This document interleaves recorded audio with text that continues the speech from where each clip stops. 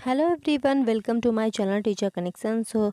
आज की वीडियो में आप सभी का स्वागत है। आज हम पढ़ने वाले हैं साइंस पेडागोजी, जो कि बहुत ही इम्पॉर्टेंट है। आज हम आपको पढ़ाएंगे इस वीडियो में थ्योरी, और थ्योरी के साथ साथ कुछ ट्रिक्स भी बताएंगे जिससे आप अपने साइंस पेडागोजी को सॉल्व कर सकें और 10 में 10 नंबर का जो स्कोर है इसमें आप 10 में ज़्यादा से ज़्यादा स्कोर कर सकें।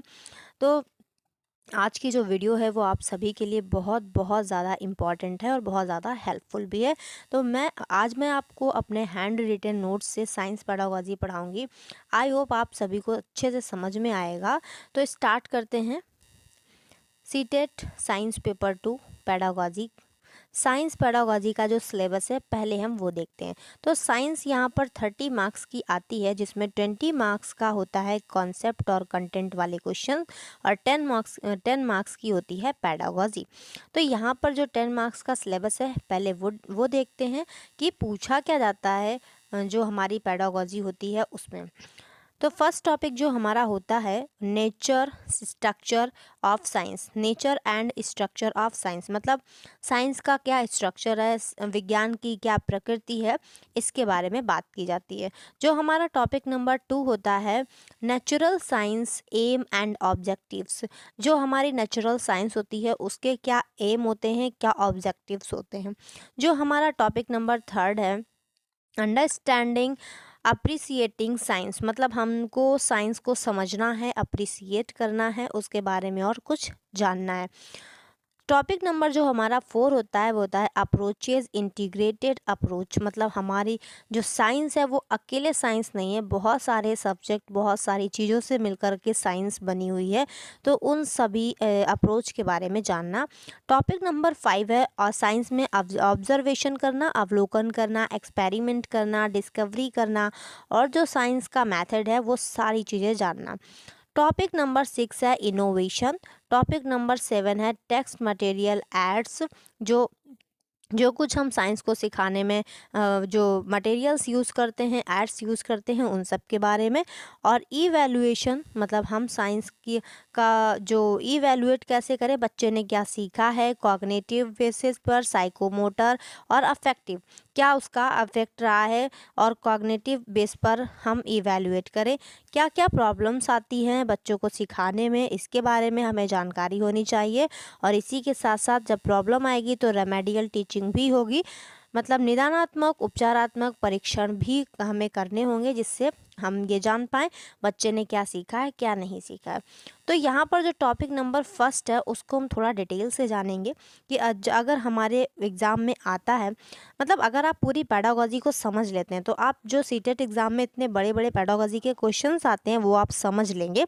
ये है वहाँ पर क्वेश्चन आपको एक सिचुएशन बेस आता है, मतलब आपको एक सिचुएशन दी जाती है कि क्लासरूम में बच्चा ये बोल रहा है तो आपको क्या करना है, उन 4 ऑप्शंस में से निकालना होता है। तो जब आप बेसिक जो कॉन्सेप्ट है पेडागोजी का साइंस का वो समझ लेंगे तो ही आप वहाँ पर निकाल पाएंगे। बहुत सारे लोग बोलते हैं कि अगर आप पेडागोजी की एक वीडियो पढ़ लेंगे कि संपूर्ण पेडागोजी, तो वो जो सीटेट की पेडागोजी होती है और वो मैथ की हिंदी की पेडागोजी होती है वो आपको हर जगह काम आएगी, तो ऐसा नहीं है। यहाँ पर जो सीटेट का एग्ज़ाम है उसमें हर सब्जेक्ट की पेडागोजी अपने सब्जेक्ट के अकॉर्डिंग होती है। तो आज हम साइंस की पेडागोजी पढ़ेंगे, मतलब साइंस की पेडागोजी साइंस सब्जेक्ट के अकॉर्डिंग होगी, ना कि हम संपूर्ण पेडागोजी को लेके हम साइंस की पेडागोजी सॉल्व कर सकते हैं, ऐसा बिल्कुल भी नहीं होता है। तो ये वीडियो आपके लिए इसलिए भी इम्पॉर्टेंट है क्योंकि ये स्पेसिफिक साइंस की पेडागोजी की वीडियो है। Nature and structure of science, विज्ञान की क्या प्रकृति है। तो विज्ञान की प्रकृति है science is a process not just a product, मतलब साइंस एक प्रक्रिया है, एक प्रोडक्ट नहीं है, क्या है, पूरी प्रोसेस है। It is based on imperial evidence, मतलब ये जो हमारे अनुभवजन्य प्रमाण होते हैं उस पर आधारित होता है। हम कुछ भी ऐसे साइंस में नहीं बोलते हैं, हमारा अनुभव होता है, हमारे एक्सपेरिमेंट्स होते हैं, हमारे डिस्कवरी होती है पूरी प्रॉपर, तब हम किसी प्रमाण पर पहुंचते हैं वो साइंस होती है। साइंस इज टेंटेटिव, मतलब विज्ञान कैसी है, परिवर्तनशील है। तो नए नए जब प्रूफ्स आते हैं उसके आने पर क्या होता है, साइंस क्या होता है, बदल जाता है। तो जैसे जैसे चेंजेज होते जाते हैं, जैसे कि अगर आप जाने कि पहले क्या क्या अध्ययन हुए थे चंद्रमा पृथ्वी को लेकर के, कैसे कौन ग्रह किधर घूमता है, क्या सारी चीज़ें, पहले 9 ग्रह हुआ करते थे, अभी 8 ग्रह हैं। तो ऐसे क्या है, साइंस परिवर्तनशील है। साइंस संदेहवाद और निष्पक्षता को बढ़ावा देता है। तो ये लाइन भी आपको याद रखनी है। अब हम चलते हैं टॉपिक नंबर 2 की तरफ, जिसमें लिखा हुआ है AIIMS and objectives of science, जो कि एनसीएफ 2005 के अनुसार हमें साइंस के क्या उद्देश्य हैं, क्या ऑब्जेक्टिव्स हैं, क्या गोल है, वो हमें देखने हैं। तो यहाँ पर जो हमारा पहला गोल है वो है कॉग्निटिव वैलिडिटी का। पहला ऑब्जेक्टिव क्या है हमारा, कॉग्निटिव वैलिडिटी का। कंटेंट बच्चे की उम्र के अनुसार होना चाहिए, मतलब हमें जो साइंस है उसकी जो बुक है उसका जो कंटेंट है, या जो भी हमें बच्चे को पढ़ाना है कोई भी टॉपिक, तो बच्चा जिस उम्र का है वो उसे समझ पाए, इस चीज़ का हमें बहुत ध्यान रखना है। एनसीएफ 2005 में यही कहा गया। जो सेकंड ऑब्जेक्टिव है वो है कंटेंट वैलिडिटी। जो भी हम बच्चे को साइंस का कंटेंट पढ़ाएं वो वैलिड होना चाहिए। ऐसा नहीं है कि हम उन्हें कुछ भी बता दें, वो प्रॉपर रिसर्च पर आधारित होनी चाहिए। मतलब जो इन्फॉर्मेशन है वो सही और सटीक जानी चाहिए, ताकि बच्चे उस पर आगे भी सोच पाए। जो हमारा थर्ड है वो है प्रोसेस वैलिडिटी, मतलब बच्चों में विज्ञान के प्रति रुचि उत्पन्न करना है, बच्चों को प्रोसेस में लाना है, बच्चों को सोचने पर, विचार करने पर, मतलब बच्चों को प्रोत्साहित करना है कि आप साइंस के लिए सोचें, ये चीज़ कैसे होगी कैसे नहीं होगी। इन सब के लिए हमें बच्चों को मॉडल से या किसी भी चीज़ से उनके अंदर क्या करनी है, रुचि उत्पन्न करनी है।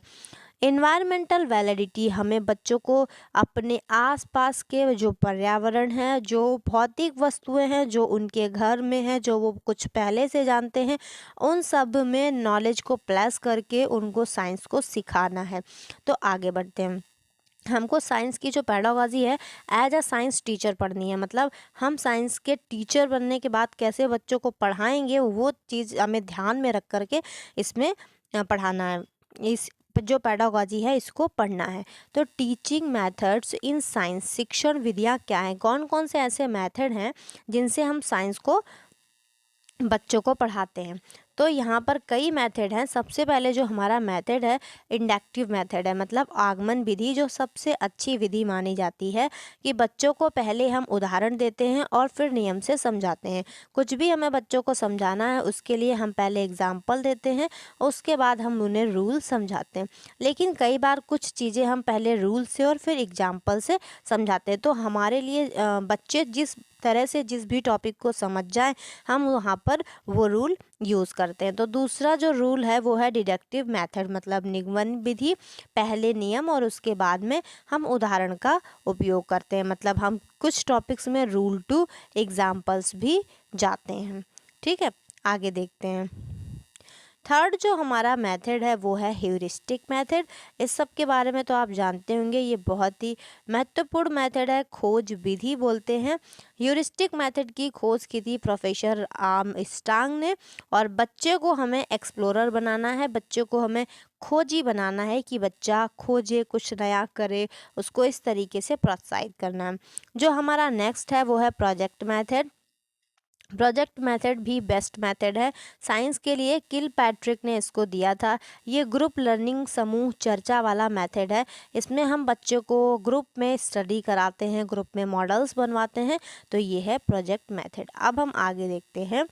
हमारा टॉपिक नंबर 4 है इंक्वायरी बेस्ड लर्निंग। क्या है टॉपिक नंबर 4?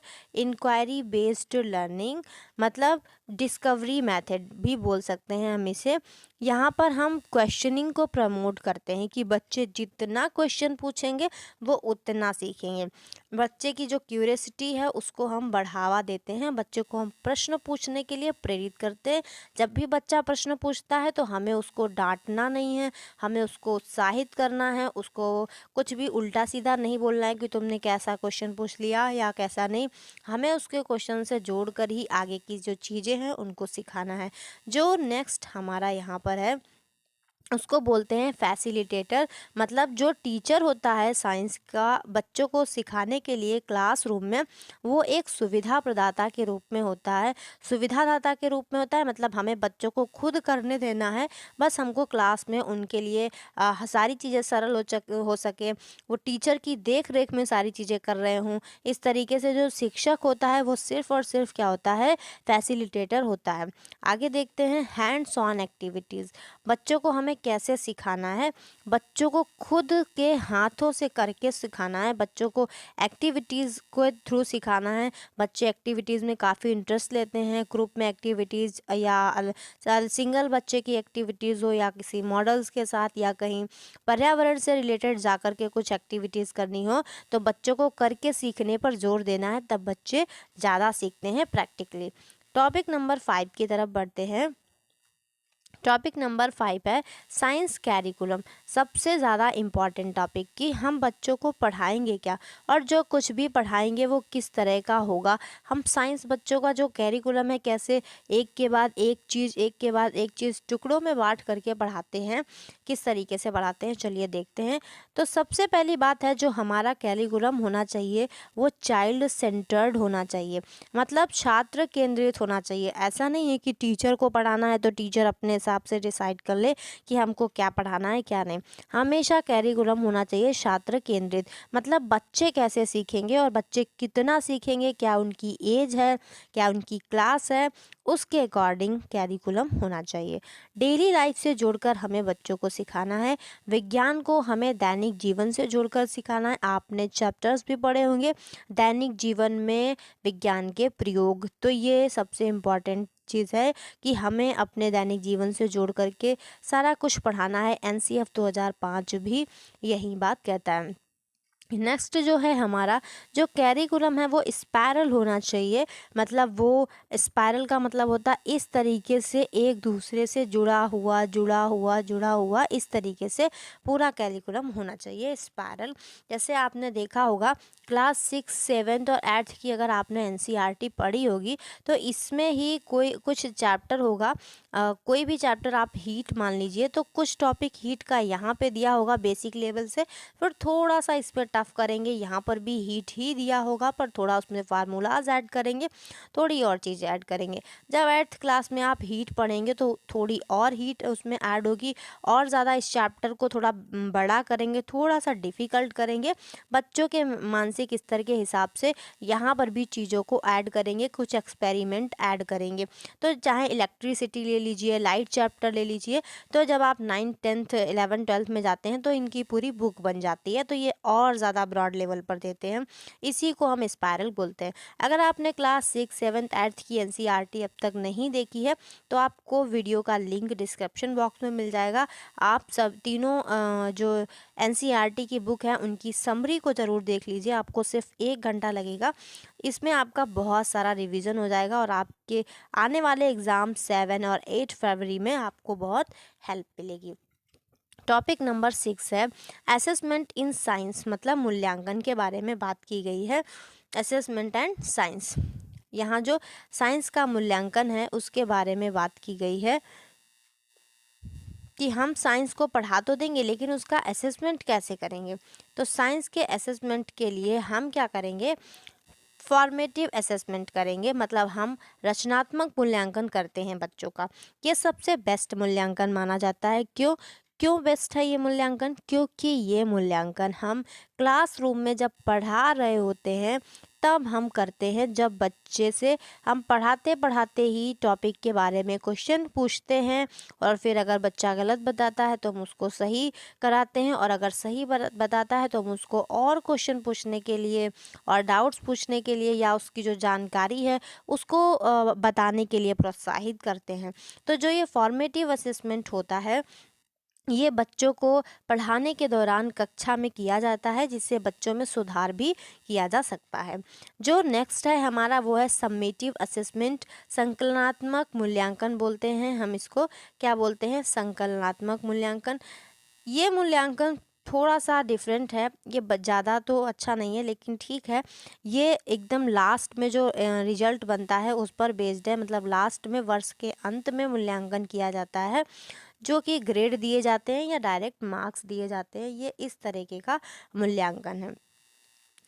इसके बाद में है diagnostic test.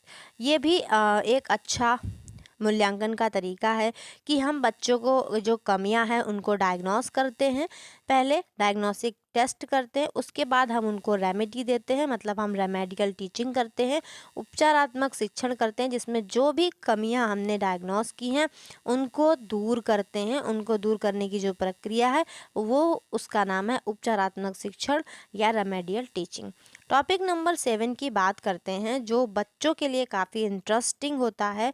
Teaching learning material, मतलब टीएलएम की बात करें तो स्कूलों में जो टीएलएम के अलग से पेमेंट भी आती है और टीएलएम बच्चों के लिए काफ़ी यूज़फुल होता है, और गवर्नमेंट की तरफ से भी किट आती हैं बच्चों के लिए, आप सबने कभी ना कभी देखी होंगी। तो ऑडियो विजुअल एड्स, कुछ कुछ एड्स ऐसे होते हैं जो ऑडियो विजुअल होते हैं, जैसे वीडियो चार्ट्स, जो साइंस के थ्योरी के वीडियोज़ हो गए, स्पेस के वीडियोज़ हो गए, और वर्षा कैसी होती है ये वाले एनिमेशन वाले वीडियोस हो गए, चार्ट्स हो गए, मॉडल्स हो गए, ये सारी चीज़ें जो आती हैं वो इसमें आती है। साइंस की किट भी पूरी मिलती है, और लैब में भी जो है बच्चे सीखते हैं, तो लैब का भी प्रयोग करके हम बच्चों को सिखा सकते हैं।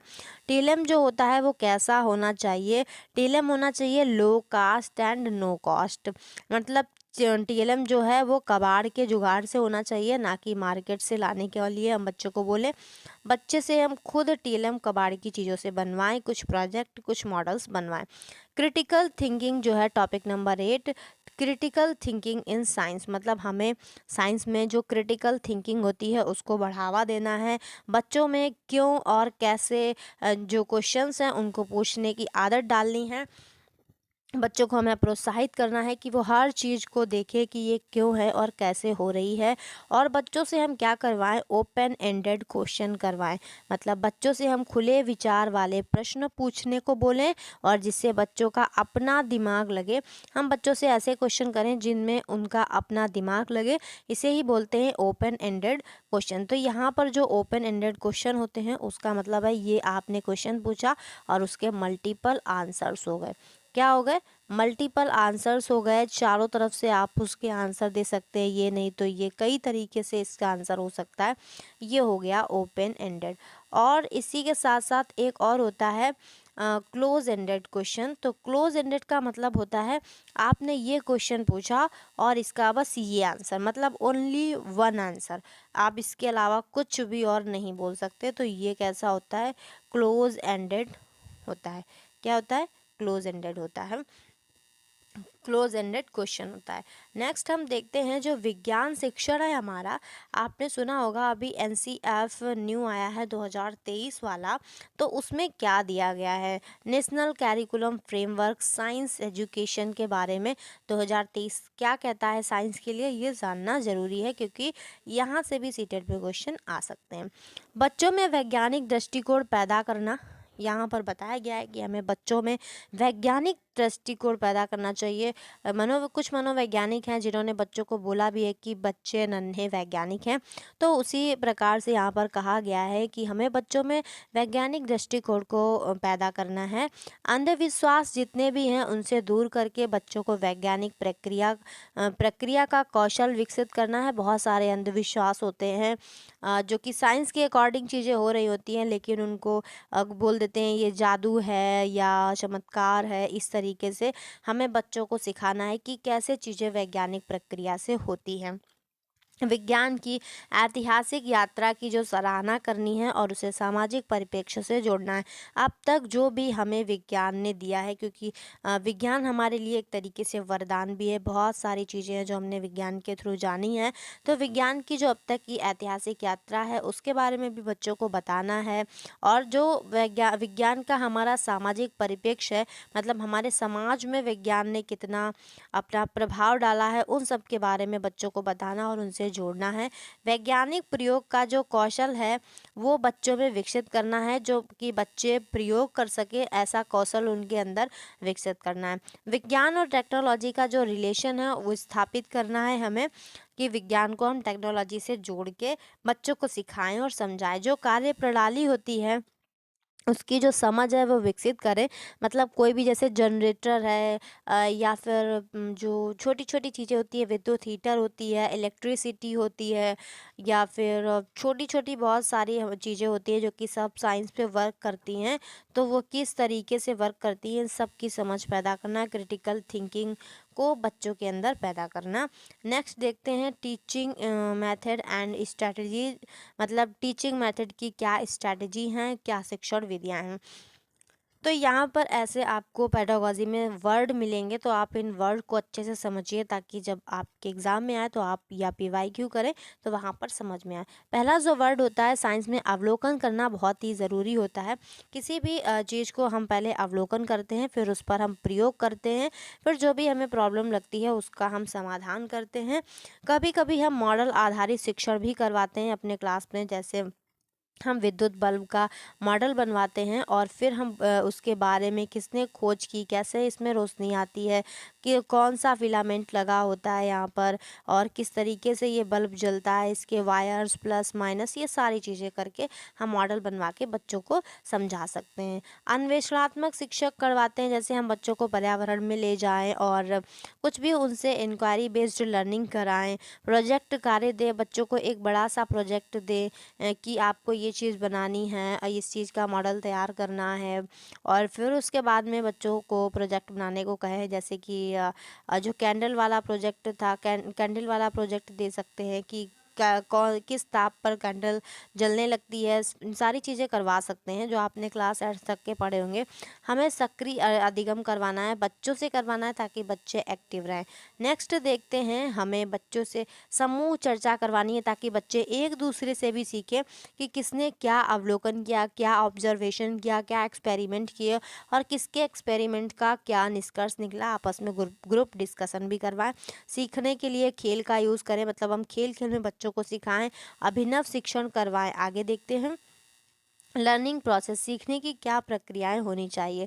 अनुमान लगाना, हाइपोथेसाइजिंग करना, अनुमान लगाना, विश्लेषण करना, सृजनात्मकता, आधारभूत संरचना, ज्ञान का निर्माण करना, अनुभव आधारित अधिगम करना, ये सब प्रक्रियाएं हैं जो सीखने की प्रक्रियाएं हैं। हमें इन सब का सहयोग लेना चाहिए बच्चों को सिखाने के लिए। ज्ञान का निर्माण करना, अनुभव आधारित शिक्षण करवाना, सह पाठन मतलब हमें पीयर लर्निंग करवानी है, संश्लेषण करवाना, सारी चीज़ें जो हमने इकट्ठा की उनका संश्लेषण और विश्लेषण करना, पुनः प्रतिपुष्टि करना कि ये सारी चीज़ें जो हमने सीखी हैं या हमने जो प्रयोग किया है वह वैलिड है या नहीं है। नेक्स्ट देखते हैं, असेसमेंट ऑफ इवैल्यूएशन, मूल्यांकन और आकलन के बारे में जानते हैं कि मूल्यांकन और आकलन क्या है। मूल्यांकन है असेसमेंट, मतलब हमें बच्चों का असेसमेंट करना है, फिर उसका क्या फीडबैक है ये देना है, फिर क्या कंक्लूजन निकला है, निष्कर्ष। न्याय संगत हमें मूल्यांकन करना है, किसी भी बच्चे के साथ हमें भेदभाव करके मूल्यांकन नहीं करना है। आधारभूत कौशल जो मूल्यांकन है उसको करना है, जो हमारा बेसिक मूल्यांकन होता है आधारभूत उसको करना है। तथ्यात्मक जांच करनी है, मतलब हमें हर तथ्य की पुष्टि करनी है।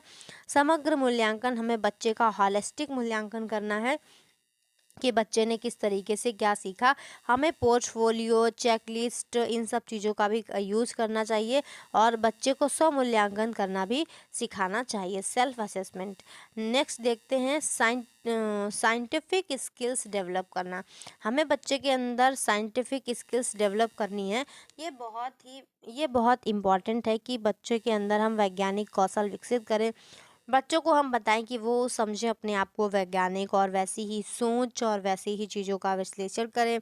अपने आसपास पर्यावरण में जो भी कुछ उन्होंने देखा है, जैसे नाइट्रोजन चक्र है, पशुओं पक्षियों का आवास है और उसकी क्या साइंस है, उस सब के बारे में हम बच्चों को बताएं।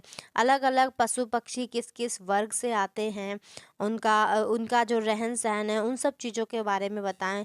पर्यावरण के बारे में बताएं, किस तरीके से बादल बनते हैं, किस तरीके से वर्षा होती है।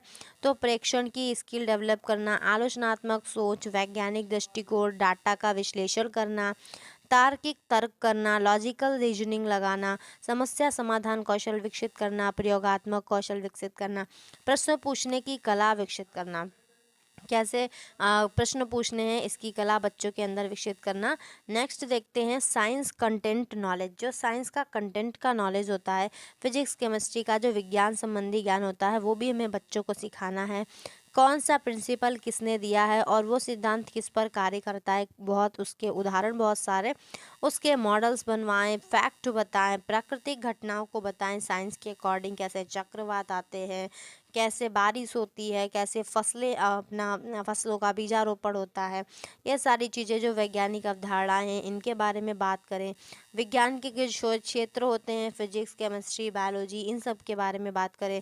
अंतर विषयक दृष्टिकोण, मतलब एक विषय से दूसरे विषय को जोड़कर देखने वाला जो दृष्टिकोण होता है, वो भी हम बच्चों के अंदर विकसित करें। क्लासरूम मैनेजमेंट की बात करें तो जो क्लासरूम मैनेजमेंट इन साइंस है, विज्ञान की कक्षा है, उसके प्रबंधन की बात करें तो क्लास में हमें बहुत सारी गतिविधियां को बढ़ावा देना है, हमें समूह कार्य करवाने हैं, ग्रुप वर्क करवाना है, प्रयोगशाला का प्रॉपर मैनेजमेंट करना है, जो भी वहाँ पे केमिकल्स हैं उनके बारे में बच्चों को बताना है, और संसाधनों का प्रबंधन करना है। वहाँ पे जो पूरी लैब है उसके जो संसाधन होते हैं, वो सारी चीज़ें जैसे प्रिज्म है और भी बहुत सारी चीज़ें, वहाँ पर जो लेंसेज हैं वो सब उपलब्ध होने चाहिए ताकि बच्चे सीख सकें। जो उसकी सेफ्टी के नियम है, सुरक्षा के नियम है, लैब से जुड़े हुए, वो भी सारे हमें बच्चों को बताने चाहिए ताकि बच्चे जब एक्सपेरिमेंट करें तो कोई समस्या ना खड़ी हो। सीखने का वातावरण हमें बनाए रखना है, लर्निंग इन्वायरमेंट हमें बच्चों को देना है ताकि वो सीख सके। नेक्स्ट देखते हैं साइंस और सोसाइटी।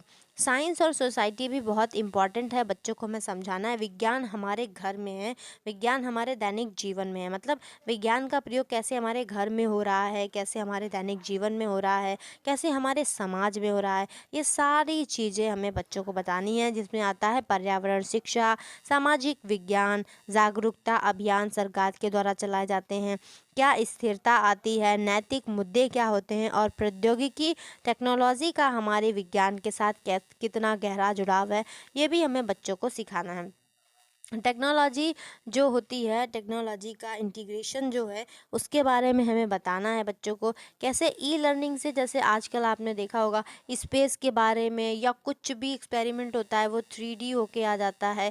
कैसे टेक्नोलॉजी से हमारी साइंस को जोड़ा गया है, डिजिटल लैब हैं, विज्ञान सिमुलेशन है, ऑनलाइन संसाधन है, और शैक्षिक सॉफ्टवेयर्स बहुत सारे होते हैं।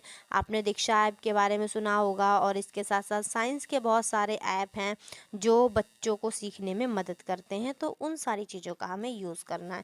उसके साथ साथ एक महत्वपूर्ण टॉपिक है जेंडर सेंसिटिव पेडागॉजी का।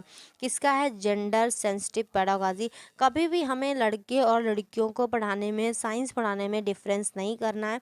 हमें कभी लड़कियों को जेंडर से रिलेटेड कोई भी शब्द, मतलब ऐसा नहीं बोलना है कि लड़कियां नहीं सीख सकती या लड़के सीख सकते हैं, या लड़के नहीं सीख सकते लड़कियां सीख सकती हैं। ऐसा साइंस में कुछ भी हमें नहीं करना है। हमें अपनी पाठ्यचर्या में बच्चों को भी सिखाना है कि वो भी सब समान रूप से सारी चीज़ों को देखें, और जो जेंडर की रूढ़ियाँ हैं हमें उनको संबोधित करना है, उनके लिए हमें आवाज़ उठानी चाहिए, बच्चों को सिखाना चाहिए कि ये चीज़ें क्या गलत हैं और क्या सही हैं। यूजिंग जेंडर सेंसिटिव लैंग्वेज, और कोई भी ऐसी लैंग्वेज भी नहीं यूज़ करनी चाहिए। हमें अपने क्लासरूम में इंटरेक्शन बनाना चाहिए, कुछ भी ऐसा नहीं कहना चाहिए जो जेंडर से रिलेटेड लगे, जिसमें बच्चों को या लड़कों या लड़कियों को किसी को भी अच्छा या मतलब कि बुरा महसूस हो। तो ऐसी कोई भी चीज़ हमें ना ही करनी है और ना ही बच्चों को सिखानी है। तो कुछ इंपॉर्टेंट स्किल्स हैं जिसके आधार पर हम बच्चों को साइंस को सिखाएंगे। तो पहली जो स्किल है वो है ओपन माइंडेड, जिसके बारे में हमने पहले भी बात की है, पर ये वर्ड आपके अगेन रिवाइज हो जाए। हमें खुले दिमाग वाला होना है, मतलब बच्चों को हमें खुले दिमाग वाला बनाना है। वो एक चीज़ को लेकर कई तरह के विचार अपने रख सकते हैं क्लास में। उनके अंदर हमें क्यूरोसिटी, जिज्ञासा को उत्पन्न करना है, क्वेश्चनिंग को बढ़ावा देना है। ये सब चीज़ें जब आप करेंगे रहेंगे बच्चों के साथ तभी बच्चे सीखेंगे। प्रोसेस स्किल, प्रक्रिया कौशल के बारे में हमें बच्चों को बढ़ाना देना है। क्रिएटिविटी, रचनात्मकता को बढ़ावा देना है। कबाड़ से जुगाड़ वाली चीज़ को प्रमोट करना है।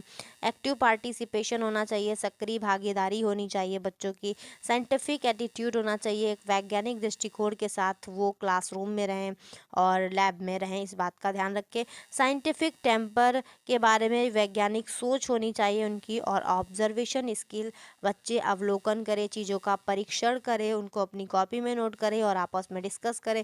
इन सारी चीज़ों पे हमें बात करनी है। तो अब तक जो हमने कुछ साइंस में सीखा है, पेडागोजी में एक बेसिक जो हमारा कॉन्सेप्ट है उसको हमने जाना है।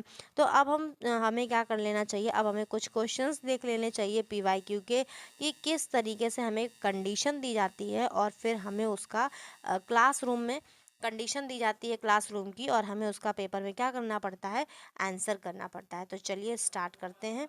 सुश्री प्रिया छात्रों को स्पंदन और ध्वनि के बीच संबंध दिखाना चाहती हैं।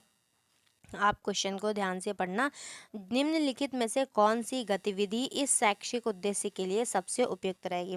जैसे कि हमने अब तक आपको बताया कि बच्चों के लिए गतिविधियां इंपॉर्टेंट है, तो उसी तरीके से यहाँ पर बताया गया है कि बच्चों के लिए कौन सी गतिविधि स्पंदन और ध्वनि से संबंधित होगी। तो जब आपने क्लास 8 की NCERT पढ़ी होगी, उसमें जो ध्वनि वाला चैप्टर है, आज जब आप उसको पढ़े होंगे तो उसी के साथ साथ कुछ एक्टिविटीज़ और प्रयोग दिए रहते हैं, तो वहीं यहाँ पर पूछे जाते हैं। तो चलिए अब पढ़िए ऑप्शन। ऑप्शन ए है मेज को उंगलियों से थपथपाना और आवाज़ सुनना। ऑप्शन बी है इलास्टिक के एक बैंड को खींच कर छोड़ना और उसमें होने वाले स्पंदनों को ध्यान से देखना। ऑप्शन सी है पानी में पत्थर फेंकना और उसे ध्यान से देखना। ऑप्शन डी है बोलते समय गले में होने वाले स्पंदन को महसूस करना। तो बताइए कौन सा ऑप्शन इसमें से राइट हो जाएगा। क्वेश्चन ये है कि हमें स्पंदन और ध्वनि के बीच जो रिलेशन है वो दिखाना है, तो उसके लिए कौन सी गतिविधि है। तो यहाँ पर जो हमारा राइट ऑप्शन हो जाएगा वो हो जाएगा डी। ऑप्शन ए गलत हो जाएगा, ऑप्शन बी गलत हो जाएगा, ऑप्शन सी गलत हो जाएगा। यहाँ पर जो हमारा राइट ऑप्शन है वो डी सही हो जाएगा, कि जब हम बोलते समय गले में होने वाले स्पंदन को महसूस करेंगे तब हम उसका संबंध पहचान पाएंगे। तो सुश्री प्रिया छात्रों को जो स्पंदन है, वाइब्रेशंस हैं, वो ध्वनि साउंड के बीच में जो संबंध दिखाना चाहती हैं। इसका मतलब है जब हम बोलते हैं गले से तो होने वाले जो स्पंदन है उसको हम महसूस करेंगे, तो शैक्षिक उद्देश्य के लिए ये सबसे उपयुक्त है। तो इस तरीके से आपको ऑप्शन चूज करने हैं और आंसर करना है। अब चलते हैं नेक्स्ट क्वेश्चन की तरफ। आपके छात्र अभी अभी कक्षा 8 में प्रवेश किए हैं। अगर वो कक्षा 7 NCERT के अनुसार कक्षा 7 तक पढ़ाए गए सिद्धांतों में लगभग निपुणता हासिल कर ली है, तो निम्नलिखित में से क्या संभावना है जिसका वे वर्णन नहीं कर पाएंगे। तो देखिए इसके लिए हमने आपको बताया कि आपको NCERT को पढ़ना बहुत इंपॉर्टेंट है। डायरेक्ट उसी से क्वेश्चन बनाते हैं। तो बच्चा अगर 7th क्लास में है और 8th क्लास में गया है तो वो किस चीज़ का वर्णन नहीं कर पाएगा। तो आपको पता होगा कि 7th क्लास की बुक में क्या है और 8th क्लास की बुक में क्या है। तो जो ऑप्शन ए है कपास के बीजों के कपास के तंतुओं से अलग करना। ऑप्शन बी है कृत्रिम तंतुओं का अलग अलग वस्तुओं में प्रसंस्करण करना। ऑप्शन सी है प्राकृतिक तंतुओं का ऊन में प्रसंस्करण करना। प्राकृतिक तंतुओं का ऊन में प्रसंस्करण। ऑप्शन डी है प्रयोगशाला की परिस्थितियों में रेशम कीट का पालन की प्रक्रिया करना। तो बताइए कौन सा ऑप्शन यहाँ पर राइट हो जाएगा। तो यहाँ पर जो राइट ऑप्शन है वो हो जाएगा बी। बच्चे कृत्रिम तंतुओं को अलग अलग वस्तुओं में नहीं बता पाएंगे। जो बच्चे हैं वो अगर कक्षा 7 में निपुणता उन्होंने हासिल कर ली है तो वे कपास के बीजों को कपास के तंतुओं से अलग करना, प्राकृतिक तंतुओं का ऊन में प्रसंस्करण तथा प्रयोगशाला की परिस्थितियों में रेशम कीट का पालन की प्रक्रिया इत्यादि का वर्णन कर सकेंगे, परंतु वो क्या नहीं कर पाएंगे, कृत्रिम तंतुओं का अलग अलग वस्तुओं में प्रसंस्करण नहीं कर पाएंगे। बाकी सारी चीज़ें वो कर सकते हैं क्योंकि वो उन्होंने क्लास 7th में निपुणता हासिल कर ली है। तो चलिए चलते हैं नेक्स्ट क्वेश्चन की तरफ। सुश्री शिल्पा एक गतिविधि के माध्यम से पार्श्व परिवर्तन की अवधारणा पेश करना चाहती हैं, मतलब पार्श्व परिवर्तन को बताना चाहती हैं। निम्नलिखित में से कौन सी गतिविधि इस प्रयोजन के लिए सबसे उपयुक्त है। फिर से आपको बताना है कि पार्श्व परिवर्तन के लिए कौन सी गतिविधि अच्छी रहेगी। ऑप्शन ए है एक कागज पर एक शब्द लिखना और फिर उस कागज को 180 डिग्री घुमा देना। ऑप्शन डी है शीशे में देखते हुए एक पाठ्य पुस्तक को पढ़ना। ऑप्शन सी है खुद को शीशे में ध्यान से देखना। ऑप्शन डी है अक्षर एक को शीशे में दिखाना। तो बताइए कौन सा पार्श्व परिवर्तन जो प्रतिबिंब है उसके लिए सही हो जाएगा। तो यहाँ पर जो ऑप्शन ए है वो राइट हो जाएगा। एक कागज को पर अगर हम एक शब्द लिखें और फिर उसे हम 180 डिग्री घुमा दें तो हम पार्श्व परिवर्तन जरूर बता पाएंगे। प्रतिबिंब में वस्तु की जो दिशा परिवर्तन होगा वही पार्श्व परिवर्तन कहलाएगा। इसमें दाहिना भाग बाईं और बायां भाग दाहिनी ओर दिखेगा। अगर हम उदाहरण के लिए एक कागज पर पी लिखें और उसे दर्पण की ओर करें तो हमें वो दर्पण में क्यू दिखाई देगा। परंतु जो प्रश्न है उसमें कागज पर हमें 180 डिग्री लिखना है, जो कि हमें शिक्षिका की सहायता से क्या करेगा, पार्श्व परिवर्तन की अवधारणा को पेश करेगा। तो अब हम देखते हैं हमारा नेक्स्ट क्वेश्चन है निम्नलिखित में से एक खुले सिरे वाले प्रश्न का अच्छा वर्णन है। तो अभी हमने आपको बताया था ओपन एंडेड और क्लोज एंडेड के बारे में। मतलब ओपन एंडेड का मतलब था कि बहुत सारे आंसर्स और क्लोज एंडेड का मतलब था ये सिर्फ एक आंसर। तो चलिए क्वेश्चन पढ़िए। ऑप्शन नंबर ए है मानवों की कलाई किस प्रकार की हड्डियों से बनी हुई है। ऑप्शन बी है क्या सभी पशुओं में हड्डियां होती हैं। ऑप्शन सी है कि भिन्न प्रकार के पशु किस प्रकार के एक स्थान से दूसरे स्थान तक स्थानांतरण कर सकते हैं। ऑप्शन नंबर डी है चूल जोड़ किस प्रकार हिंज जोड़ से भिन्न है। तो यहाँ पर जो ऑप्शन ए हो जाएगा वो रॉन्ग हो जाएगा। ऑप्शन बी भी रॉन्ग हो जाएगा और जो ऑप्शन डी है वो भी रॉन्ग हो जाएगा। यहाँ का जो राइट ऑप्शन होगा वो सी हो जाएगा कि भिन्न प्रकार के जो पशु हैं किस प्रकार एक स्थान से दूसरे स्थान तक स्थानांतरण कर सकते हैं। इसके बारे में बच्चे बहुत सारे आंसर दे सकते हैं। इसमें उनकी प्रतिक्रिया सिर्फ हाँ या ना नहीं रहेगी, वो बहुत सारी प्रतिक्रिया देंगे जो भी उनको समझ में आएगा। भिन्न प्रकार के पशु किस प्रकार एक स्थान से दूसरे स्थान तक स्थानांतरण करते हैं, ये एक खुले सिरे वाला प्रश्न है जिसके बारे में बच्चे बात करेंगे। नेक्स्ट क्वेश्चन देखते हैं। निम्नलिखित में से कौन सा प्रश्न छात्रों में निम्नात्मक तर्क विकसित करता है। तो अभी हमने आगमन और निगमन की बात की थी, उसी से रिलेटेड ये यहाँ पर क्वेश्चन दिया गया है।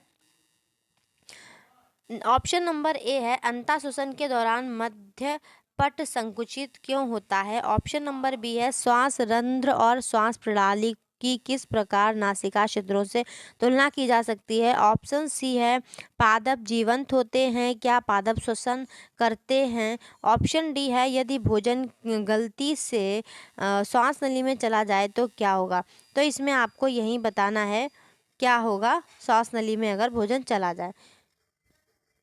तो ऑप्शन यहाँ पर राइट हो जाएगा सी। मतलब आपको पहले रूल देना है और फिर एग्जाम्पल। तो पादप जीवित होते हैं और क्या पादप श्वसन करते हैं इसका उदाहरण हम देंगे और ये हम पहले बताएंगे समझाएंगे इसका क्या कि पादप जीवंत कैसे होते हैं। नेक्स्ट क्वेश्चन हम देखते हैं।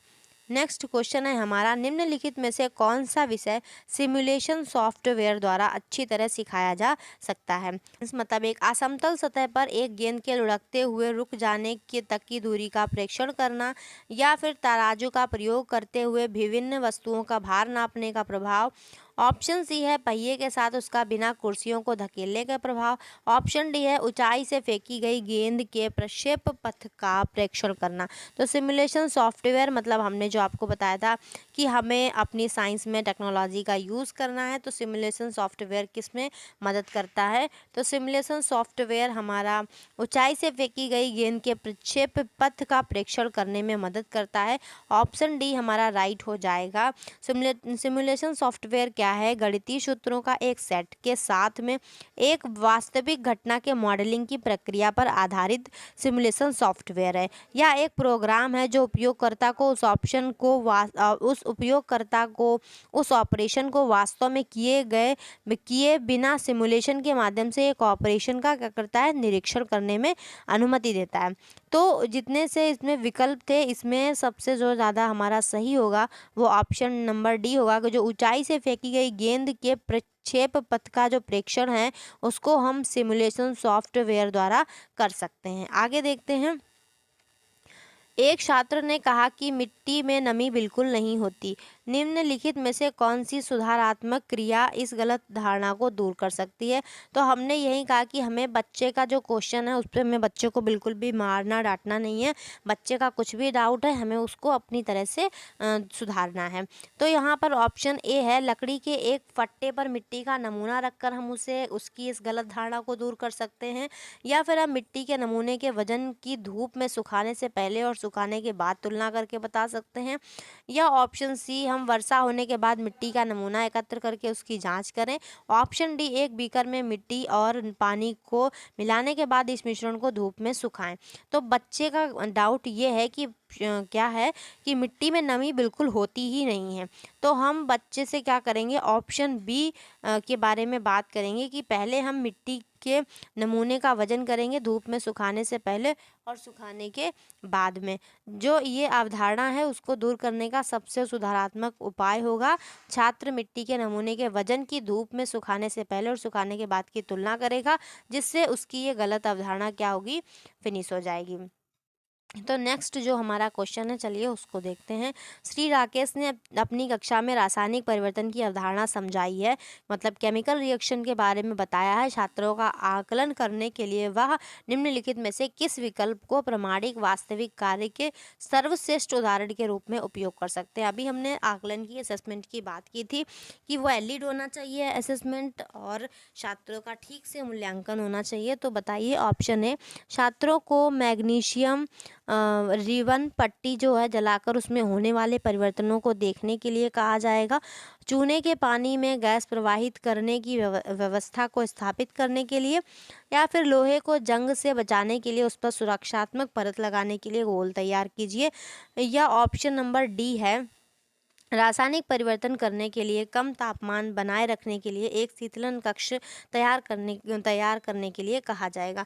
तो आपको रासायनिक परिवर्तन के बारे में बच्चों से आकलन करवाना है, बच्चों का आकलन करना है। तो यहाँ पर कौन सा ऑप्शन राइट होगा, जो वास्तविक कार्य हो सकता है?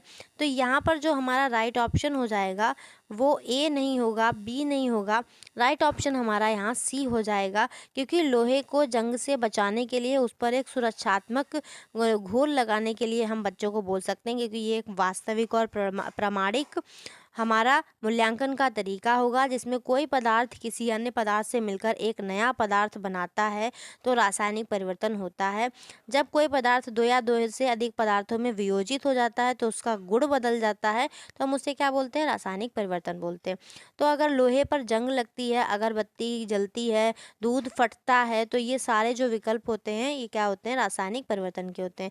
तो छात्रों के आकलन के लिए अगर हम लोहे को जंग से बचाने के लिए उस पर सुरक्षात्मक परत लगाने के लिए घोल तैयार करने को कहेंगे, तो ये सबसे उपयोगी विधि होगी। तो आई होप आपको जो आज की क्लास है वो समझ में आई होगी, जो पेडागोजी है वो समझ में आई होगी। इसी के साथ साथ आपके लिए एक इम्पॉर्टेंट इन्फॉर्मेशन है, आपको 3 से 4 वीडियो हैं वो ज़रूर देखने हैं। एक तो आपको ये पेडागोजी वाला वीडियो देख कर जाना है, दूसरा आपको 3-4 वीडियो हैं जो ट्रिक्स से रिलेटेड हैं, जिनमें ऐसी ट्रिक्स हैं जहाँ से क्वेश्चन आते ही आते हैं, वो आपको ज़रूर देख कर जाना है। और 3 से 4 वीडियो हैं 6 to 8 क्लास तक की समरी के, तो आपको समरी देख करके ज़रूर जाना है। सारी समरी जब आप देख कर जाएंगे तो आप पेडागोजी को भी समझ पाएंगे और अपने कंटेंट वाले जो कॉन्सेप्ट वाले क्वेश्चन होते हैं उनको भी समझ पाएंगे, वो सारे क्वेश्चन आपको समझ में आएंगे। आई होप आपको क्लास अच्छी लगी होगी। अगर अच्छी लगी है तो वीडियो को लाइक कर दीजिए, अपने फ्रेंड्स के साथ शेयर कर दीजिए और चैनल को सब्सक्राइब कर लीजिए ऐसे ही और अच्छे वीडियोज़ के लिए। थैंक्स फॉर वॉचिंग, मिलते हैं नेक्स्ट वीडियो में।